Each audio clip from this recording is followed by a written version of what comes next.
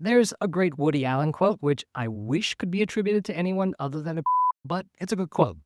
80% of success is showing up. I just add that the other 25%, be good at math. Obviously, I'm kidding. Math is useless. The other 20% is continuing to show up. Welcome to week 2, day 13 of starting your side hustle. We're taking 28 days, 28 small steps to build a business that's meaningful, impactful, profitable. Today's focus is networking, the most uncomfortable part of any hustle, an epic chore that no one even remotely likable likes. Why? Because networking is sales and marketing and relationship management, all focused on the most broken product in the world, you. The real life story here is Reid Hoffman, founder of my least favorite social media platform, LinkedIn. I don't know Reid, but he seems like a good guy. Today's LinkedIn sucks, but that's not on him. He sold it to Microsoft, and it feels like they couldn't give a bigger Anywho, when Reid started his first company, SocialNet, he realized that he didn't have the network or connections to make it succeed. He learned from that failure and, with LinkedIn, made networking the product itself. Again, not a great product, but a good founder story. And the reason I like Reid, or at least his public persona, is because his journey feels like a validation of always having genuine curiosity, always exercising generosity, always playing the long game. And that's cool. Okay, example aside, people who like networking fall into two categories: ambitious narcissists and people who have learned to tolerate eating shit. My guess is that you're not the first, so you need to pick up a spoon.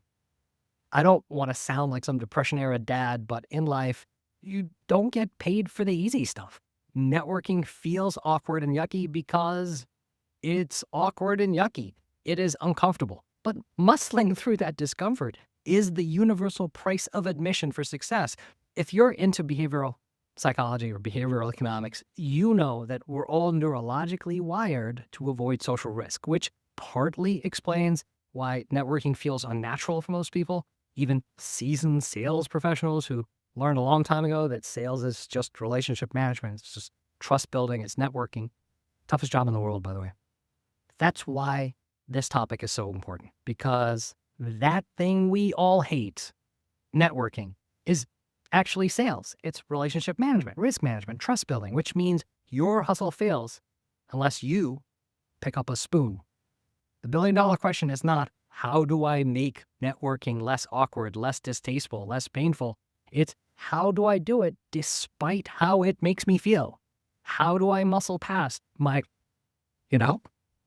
because networking is useful as hell for everything, for refining your strategy, for thinking outside your own box, for making a love connection with someone else's hustle. I probably won't publish this because I don't know how to be useful to you on this one. I know what I do. I pick up a spoon. I keep telling myself you never get paid for the easy stuff. You never get paid for doing what comes naturally. You only get paid for muscling through what feels unnatural, the hard stuff, until it becomes second nature. And you know what? Don't count on that either, because it might never become second nature. Let's start this section over again. Take 2. Welcome to week 2, day 13 of starting your side hustle. We're taking 28 days, 28 small steps to build a business that's meaningful, impactful, profitable. Okay, jump into a regular format. We're talking about networking, not to land some future day job, but to build strategic relationships. Today's 2 questions are, 1, what's your unique value proposition as a networker? And 2, what's your framework for initiating and maintaining connections? First question is important because networking isn't about meeting people. It's about showing them why connecting with you is worth their time. And more often than not, you are not worth their time. I know that's hard to hear, and it sounds like I'm being mean. Maybe I am. But my bar is very high when it comes to adding value to other people's lives. It forces me, and now, hopefully you, to think seriously about what you bring to the table. Because like anything hard, networking requires preparation. If you're going to travel out of your comfort zone, you're going to need to pack deliberately, thoughtfully, and what no one tells you You'll get the packing part wrong many, many times, but that's still better than not packing. If it's worth doing, it's worth doing poorly. I know you know this. Meaningful relationships aren't built on autopilot, on comfort. They're built on effort, persistence in the face of discomfort. Keep telling yourself you don't get paid for avoiding discomfort. You get paid for leaning into it, not once, but over and over until it pays off in opportunities that wouldn't otherwise exist. How you feel about networking is a damn good predictor for whether or not your hustle will succeed, whether or not you'll have a second hustle or a third, because how you feel about networking is probably how you feel about business development, how you feel about constantly engaging clients to gather client voice, how you feel about your personal relationship to discomfort. And this is where I'll tell you about my patented framework for making networking easy, which anyone tells you there's a book or a seminar with that information in it, run the other way. They're selling you something. There is an answer for you, but only you can create a you-specific, repeatable process for reaching out, following up, staying in touch with a growing number of people without overwhelming yourself. And before you flip out your phone, you can't get that answer from Google or AI because they're trained on content from well-intentioned salespeople who don't understand cognitive development. So there's no easy answer on this one, no fast answer. Do today's exercise for yourself. Answer the two questions without looking for other people's answers.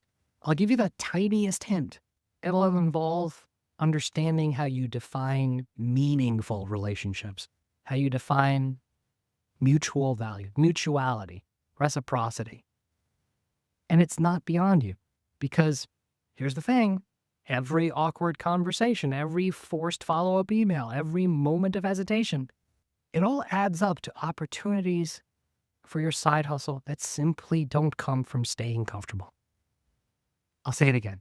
You never get paid for doing what feels easy. You get paid for doing what feels hard and keeps feeling hard until it works. You really just need to come to terms with the idea that networking is worth the pain and muscle through it. It's an important part of how you hustle smarter.